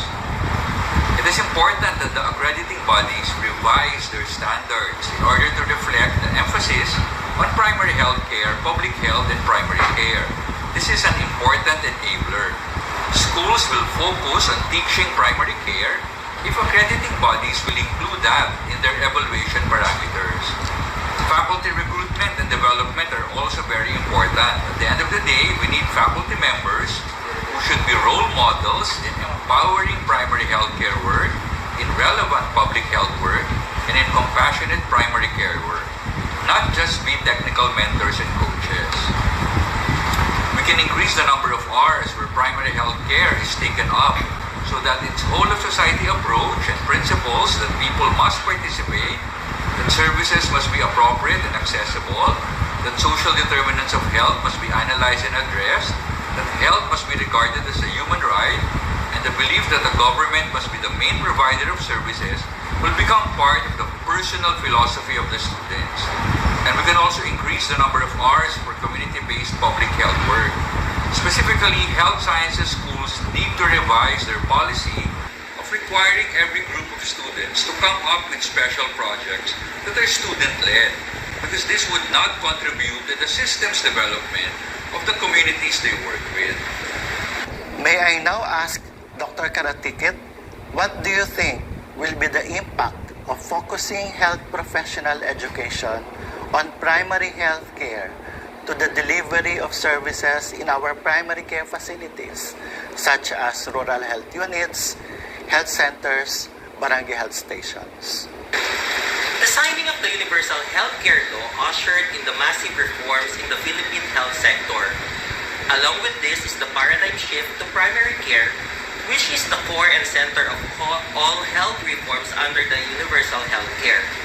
Focusing health professional education on primary health care to the delivery of services in the primary care facilities, such as RHUs and health centers, is favorable. This will help ensure every Filipino is healthy, protected from health and hazards and risks, and has access to affordable, quality, and readily available health service that is suitable for their needs. Director Tolentino, what is your perspective on this? Yes, this is very important to all our health professionals because there really has to be a shift towards primary health care and towards the delivery of services at the primary care level. For our existing health workers in the facilities, there needs to be a shift towards from specialist-centered to primary care-centered care. There has to be a shift from program-centered to patient-centered care. So there really has to be a reorientation of our existing health workers and our students who will soon become future doctors, nurses, and midwives in our facilities. So we need to reorient them towards the delivery of primary care services, which is holistic, comprehensive, coordinated, and continuous care in order to achieve the goal of universal health care that is founded on primary care level. There are certain cadres of health professionals that we acutely need to produce, such as doctors, dentists, pharmacists, medical technologies, allied medical professionals, and therefore we must prioritize under the scholarship programs of the Department of Health, Commission on Higher Education, and other agencies. Dr. Cordero, what can the academe and state universities contribute to support or enhance the production of the needed health professionals? Academic institutions, especially state colleges and universities, should implement all the recommendations in terms of the reorientation. The academe can enhance the production of the needed health professionals by developing a curriculum where the common problems in the Philippines are analyzed and where critical thinking is encouraged towards coming up with solutions that involve various sectors, especially the underserved. We need graduates who are not just critical thinkers and innovators, but also has a belief in the capabilities of the people. The academe must stop implementing a hospital-centric curriculum. Equal emphasis must be placed on community-based public health work. This will produce graduates who are better prepared to work with local government units and non-government organizations. Academic institutions should stop regarding the communities that they work with as adopted communities. This is so disempowering. Such schools look at facilities and communities as mere laboratories for the fulfillment of their academic requirements. These schools will produce the type of graduates that our health system do not need. Graduates who cannot appreciate the potential in people and in communities. Academic institutions should strengthen interprofessional education in the curriculum. Schools must help their students learn with, from, and about other professions, not only from the health sciences course, but also from the social sciences, engineering courses, management courses, social work, and others. Schools must help prevent the tendency for professions to work in silos. Academic institutions need to produce graduates that are ready for collaboration towards health and development. And how about you, Director Tolentino? What is the role of the different sponsoring agencies on these scholarship programs? Also, how can we entice students interested in the health sciences to avail these scholarship grants? So we started with engaging all government-funded scholarships. So we have not yet engaged private sponsoring agencies. For the students who are interested to join the scholarship, how can we entice them? So first of all, our scholarship programs is designed to prepare them at the primary care level, designed to prepare them as primary care workers in the future. So we will be providing them summer immersion programs. We will be assisting the schools and their faculty development programs para po mas maging geared towards primary care. And all our scholars, once they graduate and finish the licensure exam, they will be deemed as primary care ready. They need not undergo our assessment and certification process as primary care workers. So they will be ready to be employed or deployed in our primary care facilities. Being the head of the return service obligation of the UP College of Medicine, Dr. Cordero, what is the best way to enforce the return service agreement as mandated in the UHC Act? The best way would be to look at any return service agreement as an entire system with its very own building blocks. First, the schools must come up with a screening process for applicants whereby the school can predict who among the applicants will be willing to adhere to a return service agreement. And these are the applicants that should be accepted. Second, the curricular and extracurricular programs of the schools must help the students learn the knowledge, skills, and attitudes that will help them be more competent and confident in serving in the Philippines. Therefore, they will hopefully be very excited to serve in the Philippines even if it is not a legal obligation. Third, the deployment of the graduates must be ensured by collaborating with potential employers from the government and the NGOs. This collaboration must start while the students are years from graduating and not while the graduates are already preparing for the physician licensure exam. Fourth, the retention of the health professionals. The academic institutions need to collaborate with other agencies to advocate for the labor rights of the health professionals. Wages must be fair and there must be a safe and healthy working environment in order to encourage retention. Fifth, there must be a monitoring and mentoring program after graduation. Sixth, there must be a prohibitive penalty when graduates fail to adhere to the return service agreement. These building blocks must all be in place for the successful enforcement of a return service agreement. Can you share your insights on this, Dr. Karatikit? I am very much favored of the return service agreement, provided they should be trained in or near their places of origin. They may offer additional incentives, integrate public health, rural health courses, and rural immersion or exposure so that they will be equipped with primary care competencies. I myself is a product of the Pinoy MD program, a scholarship program of the Department of Health for aspiring medical doctors, wherein you have to render 2 years service for every year of scholarship. The program provided us public health and rural health courses, as well as rural immersions during the summer immersion program. When I passed the physician licensure exams, DOH provided me work as doctor to the barrios while enjoying another scholarship, the Master in Public Management in the Development Academy of the Philippines, which for me is an incentive. I enjoyed the scholarship for 4 years since I entered when I was in my 2nd year, and I am on my 10th year now rendering service to our fellow Filipinos. Whereas before, deployment is a stopgap temporary measure to address the shortage of health professionals in areas where they are needed most. The universal health care now institutionalized the deployment of health professionals through the National Health Workforce Support System.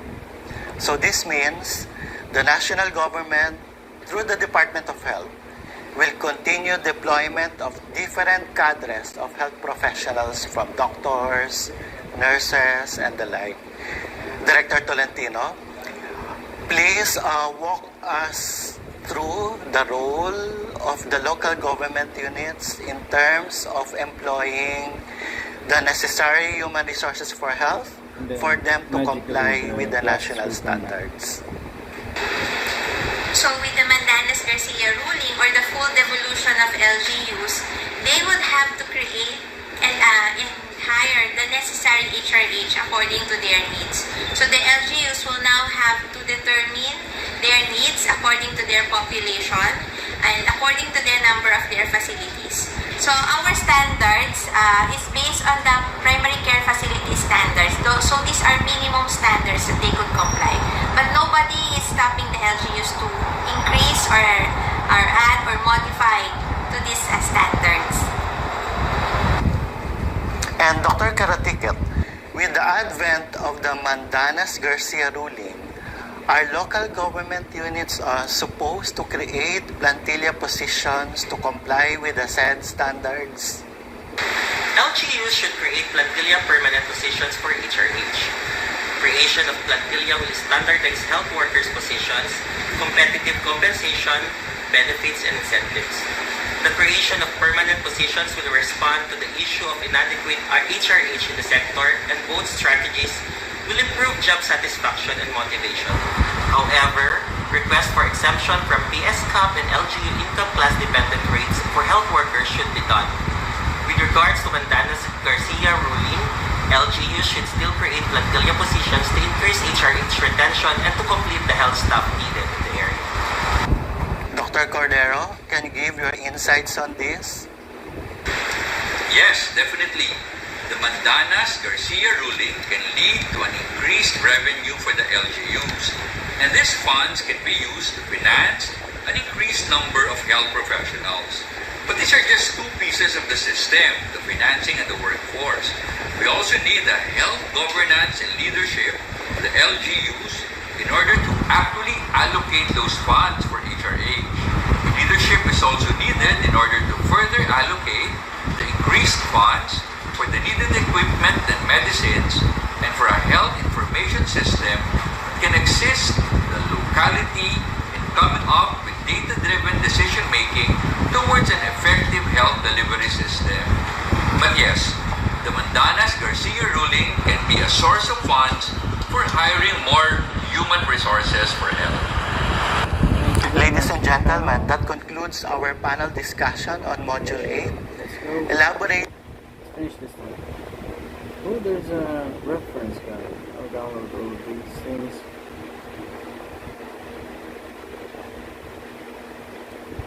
Yes, thank you. I found it too. Thank you. Stop. Yeah, I think it goes on. The grade to pass is 24. Grade 15 leads to population ratio.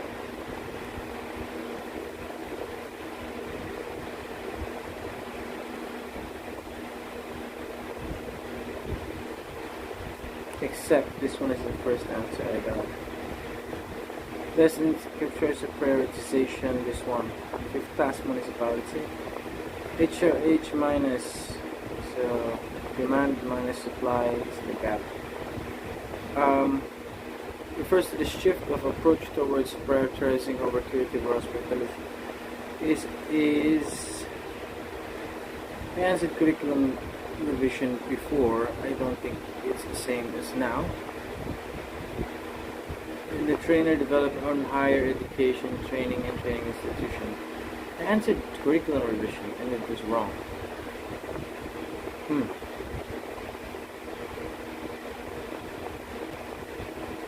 I'm gonna go with return service obligation. Selection of partner higher education institutions for the scholarship programs based on the following criteria. The culture of service. Answer that correctly too. National health workforce will be developed from first phase will be entry, not exit. Okay.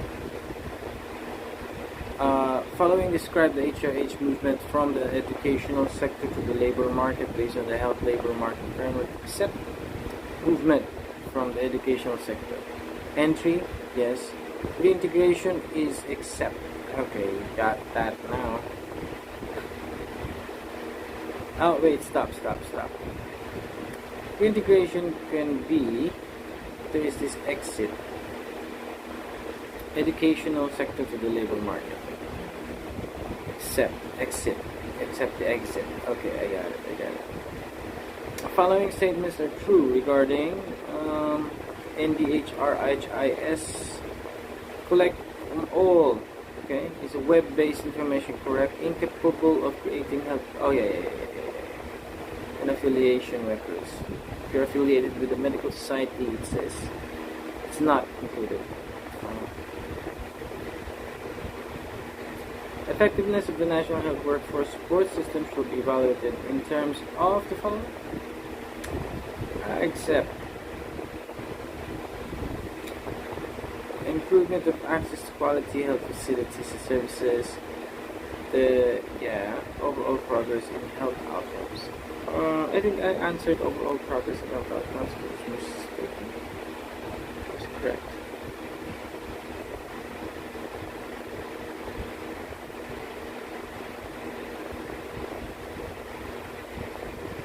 Except improvement in access to quality health facilities and services.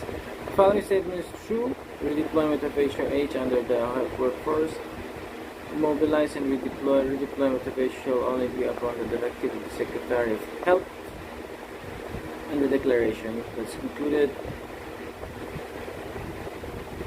The DO shall have the discretion to mobilize and redeploy. Okay.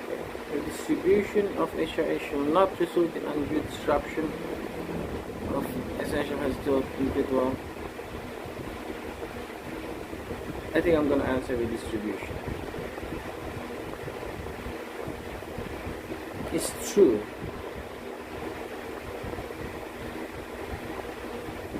I'm going to go with A because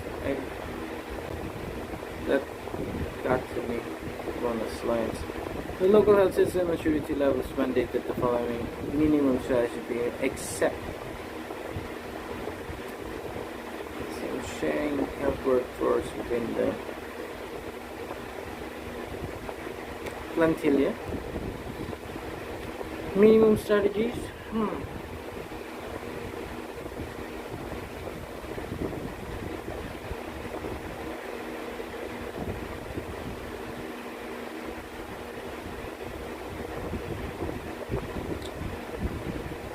Learning and development. Not included in maturity level.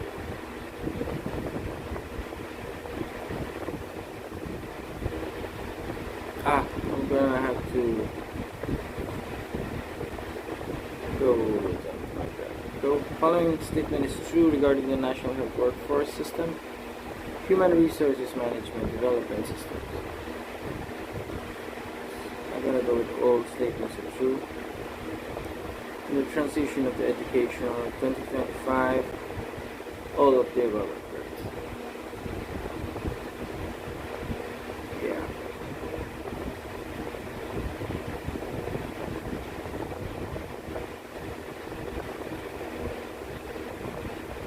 Okay, following our agency's task to source funds for the implementation of scholarship under the Universal Healthcare Act. I answered Ched. It was wrong. We're gonna go with DOH.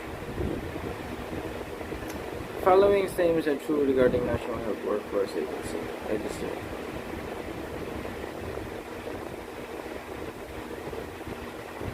On A and B are correct. Entry to the workforce and exit to the workforce.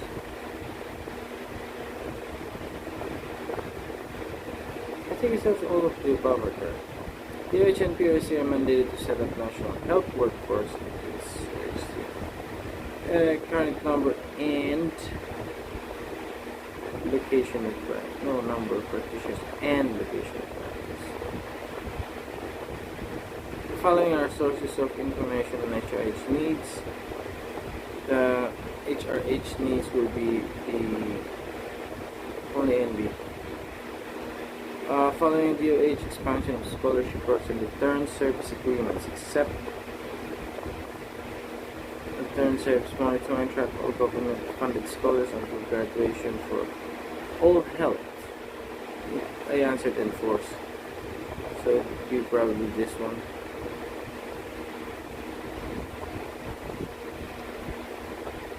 Until graduation.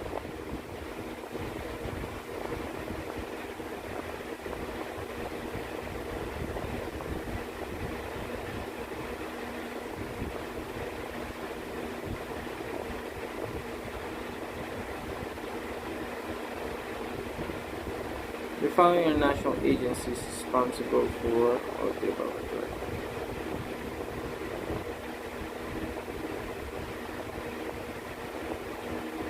I answered PRC. It was incorrect, so it probably included two things. So probably B and C. Yeah. Following are among the target outcomes of the National Human Resources for the Health Master Plan.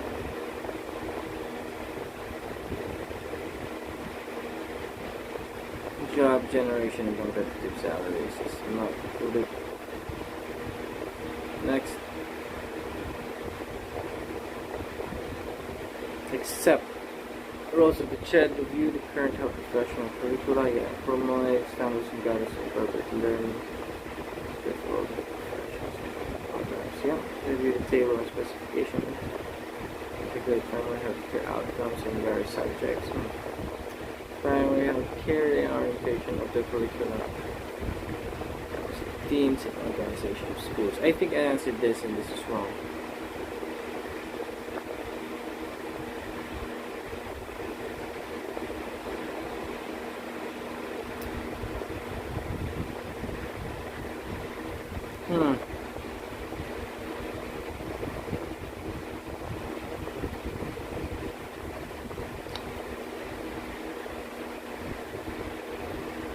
The following are true regarding the strategies and actions that can be implemented. Engage traditional HRH incentives.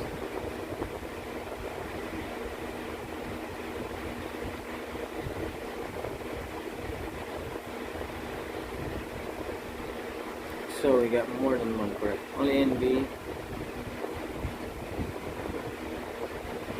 Let's see.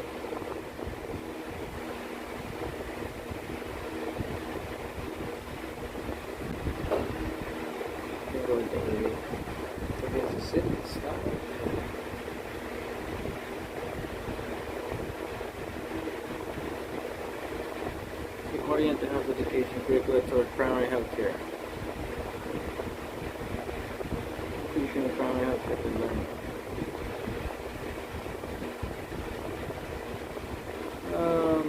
reorient the health education curriculum. We're going to go with all of the above. Wait, the inclusion of our health and studies to study the table of specifications. Other licensure examinations of all. Yeah. Following key result areas encompass the cross-cutting areas of HRH management except. So one, data information. Management and development. So we have 2, 3, 4 is not included. 5 and 6, 1, 5 and 6 is included for management. Okay, I got that one. The reformulation of national HRH analysis, the current HRH in the country highlighted the following problems.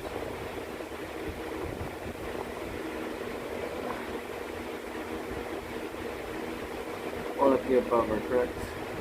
Resources adopted in the National Human Resource for Health Master Plan except it is mostly social system, considers local context, except this one.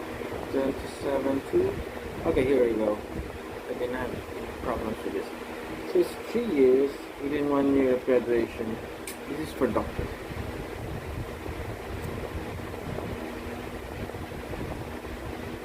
The localization of the National HRH Master Plan, presence of HRH baseline and gaps analysis.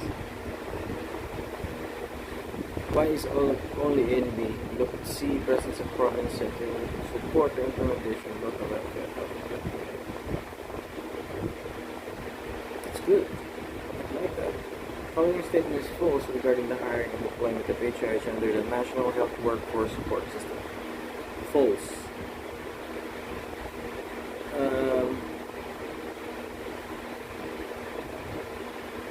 Okay, fine. So that's true. Training shall be prioritized and true. On top of the basic society, shall be subject to the development of the HRH deployment behind. Question mark. It should be part. Shall deployed with learning and development and other tools for continuing pressure. I'll go with this because it's negative. Following statements are true, except alignment between the number of healthcare workers needed in the development to employ them will result in an adequate workforce. Yes, that's true. Reservation of curricula that are more focused on market and not on primary. This is except.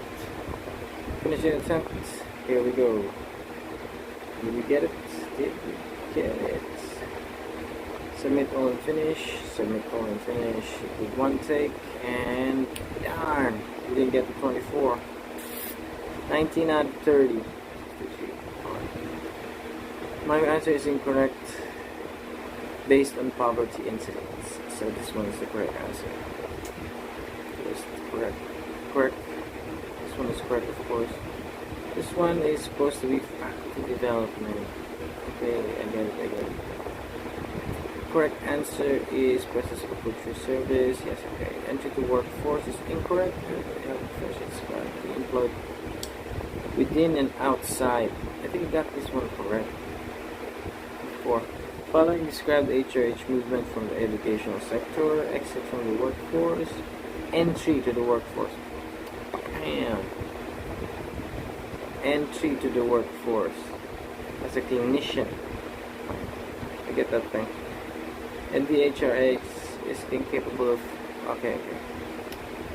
Improvement in access to quality health facilities is incorrect. It's supposed to be. There's a slide there with the MDG name. That's why I didn't answer that. Redeployment of HRH. Okay. That response is. Is this true? True regarding, yeah. Okay, this is true. Okay, let's go there. Local health systems learning and development plan is wrong. It's supposed to be mechanism for certifying primary care. They don't have that. Nice. Fine.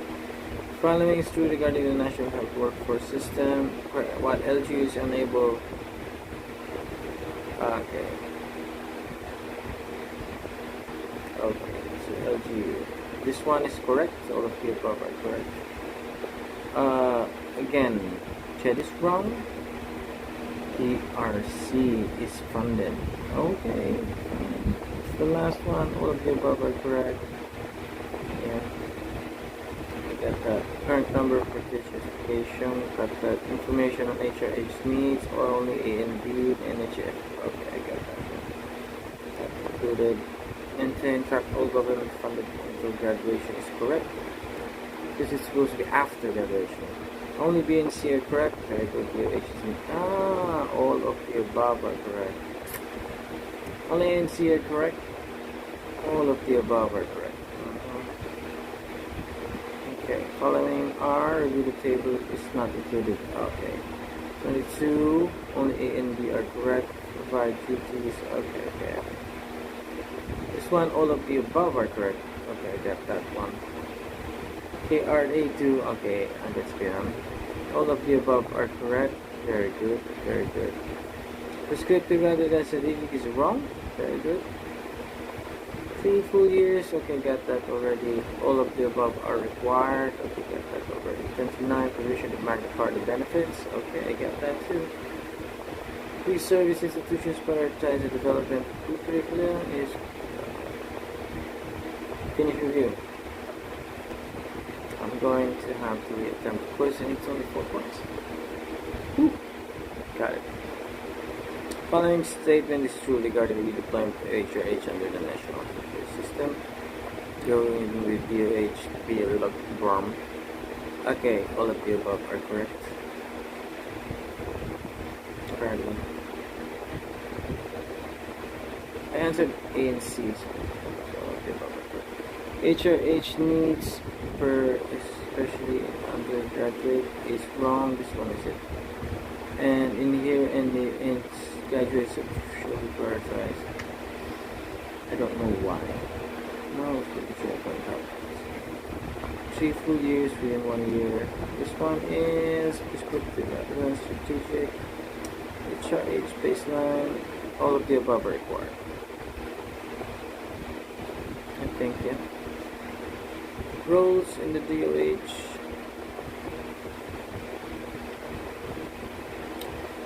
Except. This one is wrong. Only A and B are correct. Presence of a culture service. Okay, next page. The licensure examinations of all populations. I know.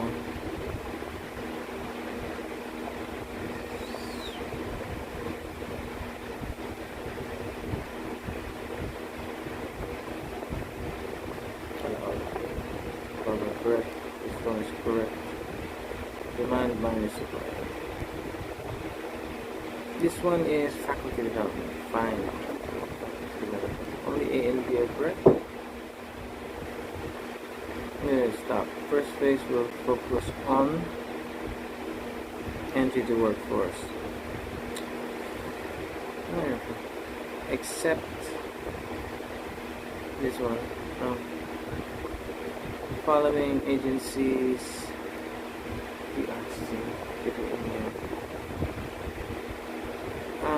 and this one is only, no, all of the above are correct. 20.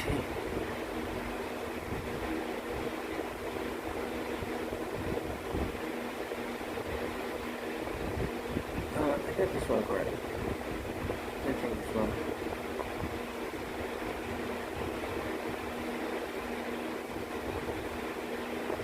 No, this one. Get lost. I'm gonna do this thing. Apparently it's exit.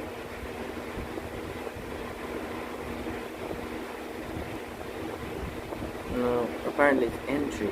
I remember that one. Except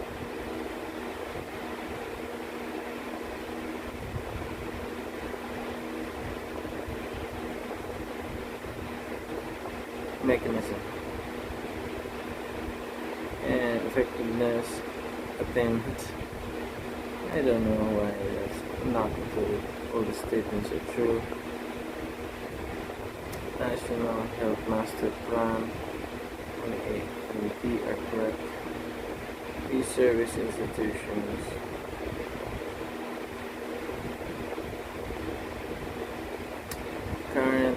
duplication of practice. Number of duplication of practice. Best is this one, 29. All of the above are correct. And number 30 for last. All of the above are correct. And finish attempt. And here we go. Submit this, and it's supposed to be perfect.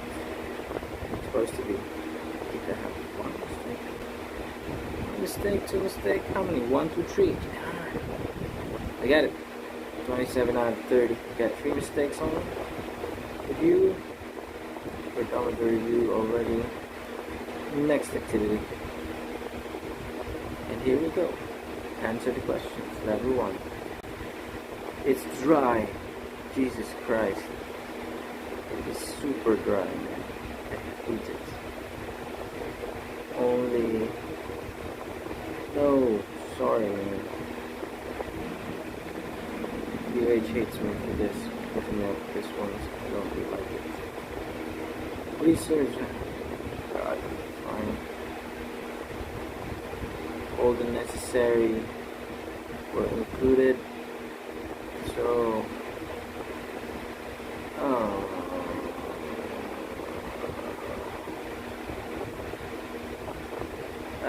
well, this time. How do you know about this course? Oh, we were told about this course.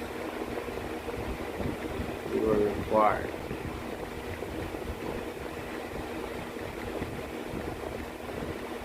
To take it, and everybody else will be required to take it. Yes, of course I'm not satisfied. You know why? Because it's dry. It's making my eyes bleed. Pwede bang Tagalog?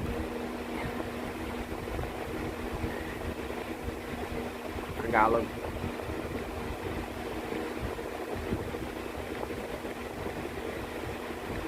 Not available. Hey there. You already moved their stop losses. And I haven't moved my stop loss already. Submit the question.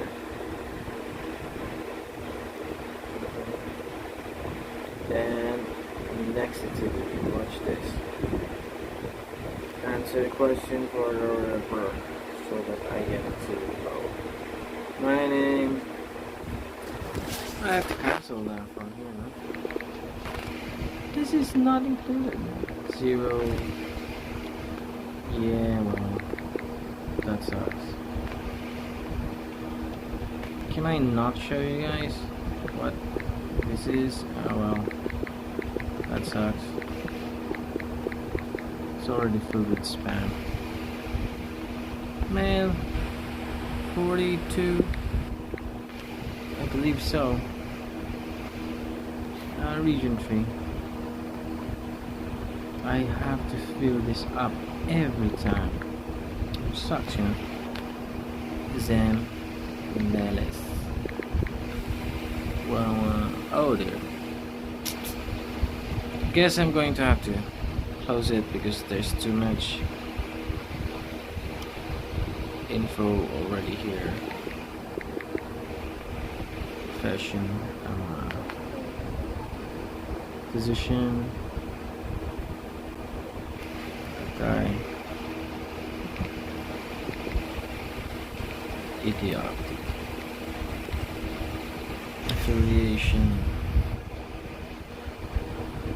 Others. If from others, this is along the postal department. And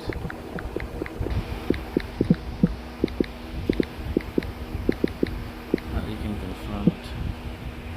Submit my answers. And it's done. Next activity. And I can view this certificate.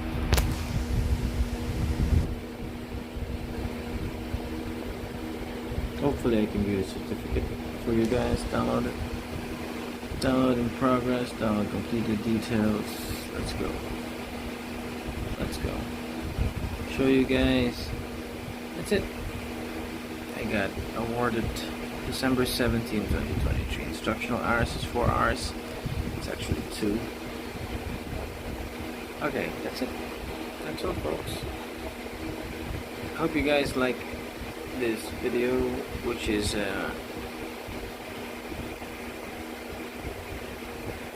the whole module 8 human resources for health. It's dry.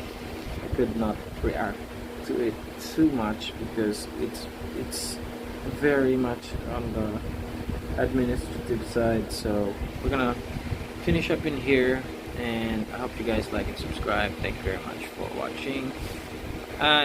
All of the lectures are in the DOH reaction video podcast, so I wish you could subscribe also to the podcast so you get notified when I will be posting another one of these, because the channel contains not just health related stuff, it also includes gaming, fire related stuff, and other things like travel that I'm into. So thank you very much for watching, and that's it.